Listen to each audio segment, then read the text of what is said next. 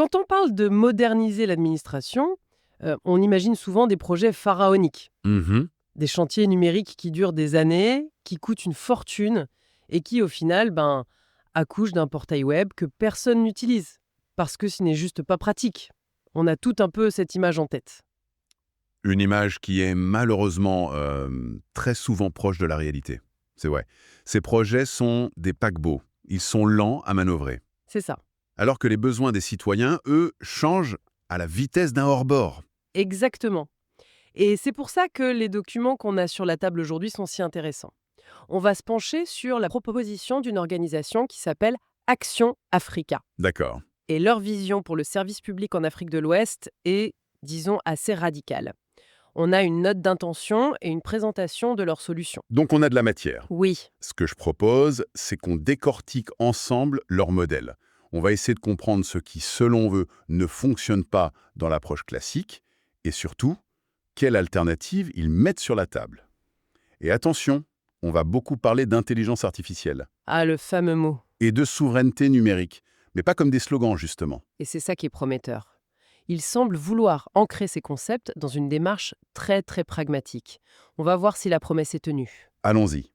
Alors, le point de départ de leur raisonnement, c'est un constat. Brutal. Ils écrivent noir sur blanc, la plupart des grands projets numériques administratifs échouent car ils prennent trop de temps, coûtent trop cher et sont déconnectés des besoins réels.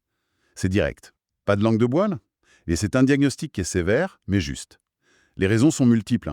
Des cahiers des charges complètement rigides, qui sont déjà obsolètes quand le projet démarre, Bien sûr. des cycles de validation politique qui n'en finissent pas, une dépendance écrasante envers quelques grands fournisseurs de technologies. Et le résultat est toujours le même. Toujours. Un décalage immense entre l'outil qu'on livre et le problème qu'il était censé résoudre au départ. Et face à ce constat d'échec, Action Africa met en avant une alternative.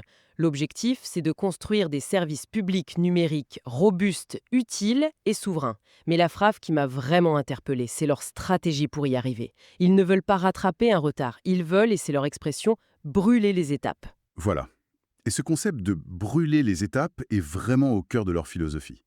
C'est à la fois leur plus grande force et potentiellement leur plus grand défi. Sur le papier, c'est génial. Qu'est-ce que ça veut dire concrètement ? L'idée, ce n'est pas de refaire le chemin que, disons, les pays européens ont mis 20 ans à parcourir pour numériser leurs services. C'est de profiter du fait que certaines technologies qui n'existaient pas il y a 5 ans permettent de faire un bond en avant. Spectaculaire. Un raccourci technologique en quelque sorte. Un raccourci. Ça sonne presque trop beau pour être vrai. Concrètement, sur quoi repose ce bond en avant ? Les documents identifient 2 leviers principaux. Mhm. Le premier, ce sont les logiciels libres, l'open source, couplés à l'auto-hébergement. Oui, et il faut vraiment insister là-dessus. L'open source, ce n'est plus un hobby pour informaticiens dans leur garage. On est bien d'accord. C'est le moteur de l'innovation technologique mondiale aujourd'hui. Les documents le rappellent bien, et il existe des alternatives libres, robustes et souvent plus éthiques à la quasi-totalité des logiciels commerciaux qu'on utilise tous les jours. L'avantage stratégique est juste immense. Et cet avantage, si je suis bien le raisonnement, c'est la propriété, le contrôle. C'est le nœud de la guerre, c'est exactement ça. En utilisant des logiciels libres qu'une administration installe sur ses propres serveurs dans son propre pays, eh bien, elle est propriétaire de son infrastructure dès le premier jour. Les données restent à la maison. Voilà. Ces données ne sont pas stockées à l'autre bout du monde, soumises à des lois étrangères. Ces outils ne dépendent pas du bon vouloir d'une multinationale qui peut décider de changer ses prix du jour au lendemain. C'est ça, le fondement de la souveraineté numérique. Ce n'est pas une idée abstraite. C'est le fait de tenir les clés de sa propre maison. D'accord, ça c'est pour les fondations.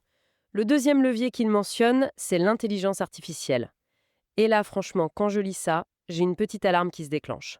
IA, c'est le mot magique du moment, on le met un peu partout pour faire moderne. Le buzzword.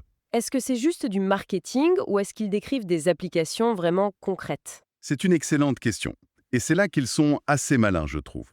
Ils ne parlent pas d'IA au sens science-fiction, avec des robots qui remplacent les fonctionnaires. Non. Ils la présentent comme un accélérateur de performance. Très concret. Un outil pour faire mieux et plus vite. Par exemple, Le document donne des exemples parlants. Grâce à des outils d'IA d'aide au codage, une petite équipe de développeurs peut construire en quelques semaines des logiciels complexes qui auraient demandé des mois, voire plus, de travail avant. C'est un vrai multiplicateur de force. donc c'est un outil pour les bâtisseurs avant d'être un outil pour l'usager. Dans un premier temps, oui. Mais ça a des conséquences directes pour l'usager. Il parle aussi de créer des assistants capables d'analyser automatiquement des milliers de pages de texte de loi pour répondre précisément à la question d'un agent.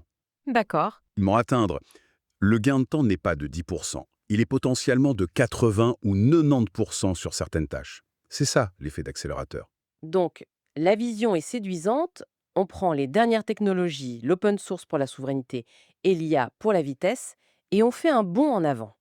Mais ça me fait penser, le risque, c'est toujours le même, non? Lequel? Avoir des outils incroyables, mais qui ne règlent pas le bon problème ou que personne n'utilise. Comment est-ce qu'il s'assure de ne pas tomber dans ce piège classique? Vous mettez le doigt sur le passage essentiel. On passe du quoi au comment. La plus belle technologie du monde est inutile si la méthode pour la déployer est mauvaise. Et c'est là que leur approche devient, à mon sens, véritablement disruptive. Ils ont une formule assez forte pour ça. Refuser le gaspillage des ressources publiques. Et pour y arriver, leur méthode repose sur 3 piliers. Le premier est, je trouve, assez spectaculaire. Ils ne travaillent que par cycle de 3 mois. Ce qui, dans le monde de l'administration publique, est à la fois une éternité et un battement de cils. Attendez, des cycles de 3 mois dans le secteur public, Hmm, c'est presque de la science-fiction. La plupart des administrations mettent plus de temps que ça pour choisir la couleur de la moquette d'un bureau. c'est vrai. Le simple fait de proposer ça est déjà une révolution culturelle.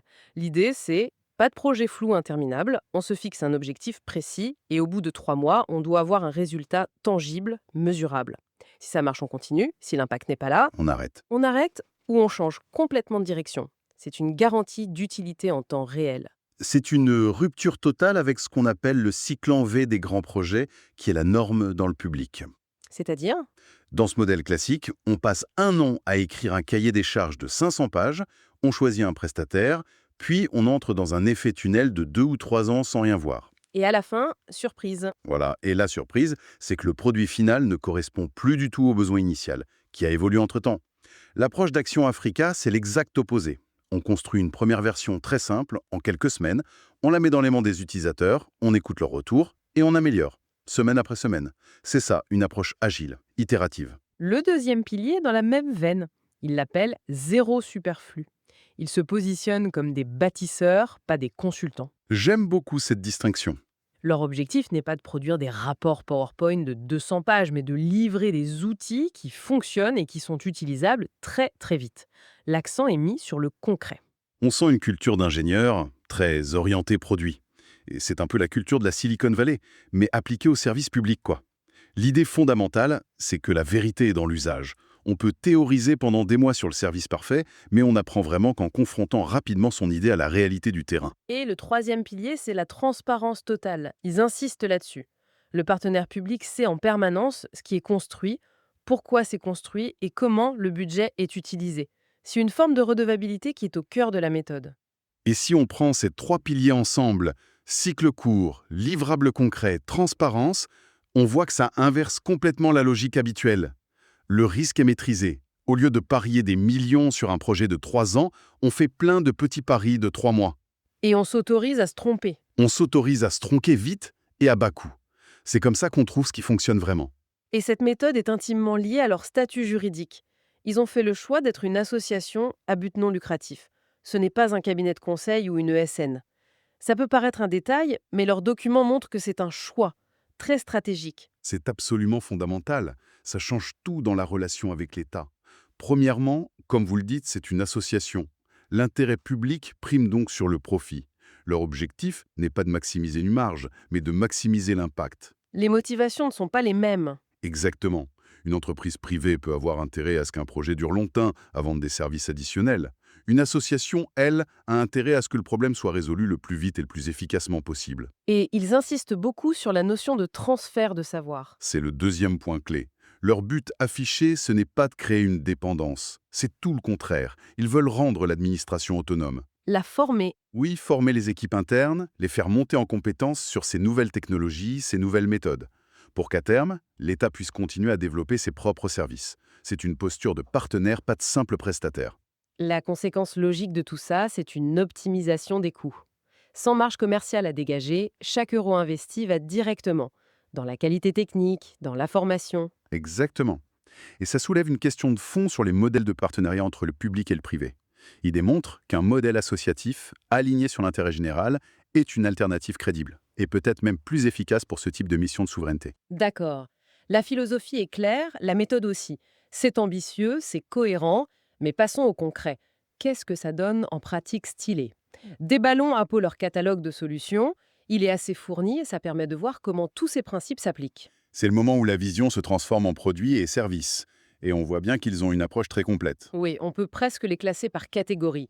D'abord, ce qui est visible pour le citoyen ou l'entreprise. On y trouve des choses comme le guichet unique numérique, Le grand classique. le grand classique. L'idée, c'est de ne plus avoir à se rendre dans 10 bureaux différents pour une même démarche, mais d'avoir un seul portail qui centralise tout. Facile à dire, mais c'est souvent très compliqué à bien faire. Effectivement. Et le succès d'un tel guichet dépend entièrement de la méthode. Si on le construit en mode tunnel pendant 3 ans, il y a de grandes chances qu'il soit inutilisable.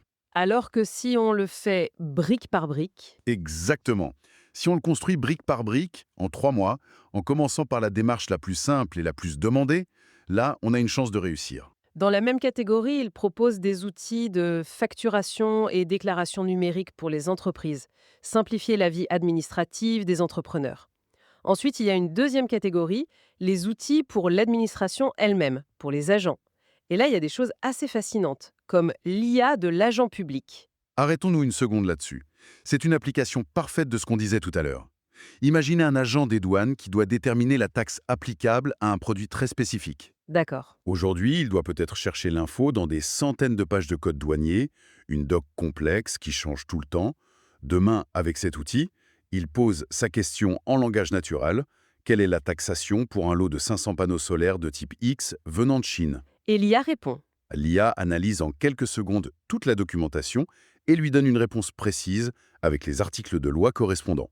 Le gain de productivité est phénoménal et le risque d'erreur diminue drastiquement. On voit bien l'effet accélérateur. Dans cette catégorie interne, il y a aussi une suite bureautique et Drive souveraine, c'est-à-dire une alternative open source aux outils de Google ou Microsoft. Oui, pour les emails, le partage de documents, les visios. Tout ça. Et ça, ce n'est pas un détail, c'est un pilier de la souveraineté. Ça signifie que les communications internes du gouvernement, les documents travail stratégiques, ne transitent plus par les serveurs de géants technologiques étrangers. Ça reste au sein de l'infrastructure nationale. C'est un pas immense vers une véritable indépendance. Ce qui nous amène logiquement à la troisième catégorie de solutions, celles qui sont explicitement tournées vers la souveraineté de l'État. Il propose par exemple un cloud souverain régional. L'idée, c'est de mutualiser. Oui, mutualiser les infrastructures entre plusieurs pays pour garantir que les données les plus sensibles restent sous leur contrôle. Et c'est là qu'on voit qu'ils ont une vision qui dépasse le simple outil. Ils pensent écosystème. Ils comprennent que la souveraineté numérique, pour être viable, doit s'appuyer sur une infrastructure solide. Et dans la même veine, il parle d'outils pour la collecte moderne des recettes. Les impôts, les taxes, les douanes, c'est-à-dire la numérisation du paiement de tout ça, oui. Ce qui est vital pour un État. Sécuriser et optimiser ses revenus. C'est le nerf de la guerre. Et ce qui est frappant quand on regarde ce catalogue, c'est qu'il couvre toute la chaîne de valeur. De l'infrastructure la plus basse, le cloud, en passant par les outils du quotidien comme la suite bureautique, jusqu'aux services finaux pour les citoyens. Le guichet unique. Le guichet unique, voilà.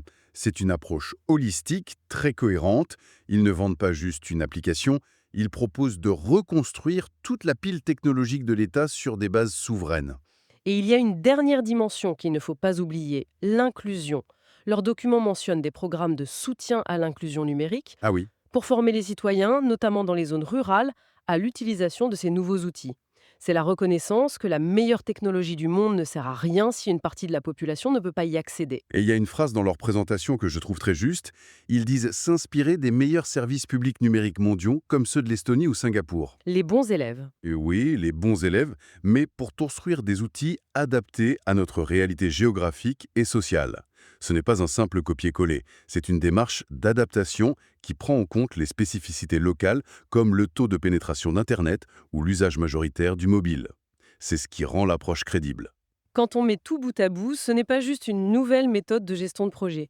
C'est une remise en cause totale de la manière dont la puissance publique achète et construit de la technologie. Complètement. L'idée centrale, c'est que la dépendance technologique envers de grands acteurs étrangers n'est pas une fatalité.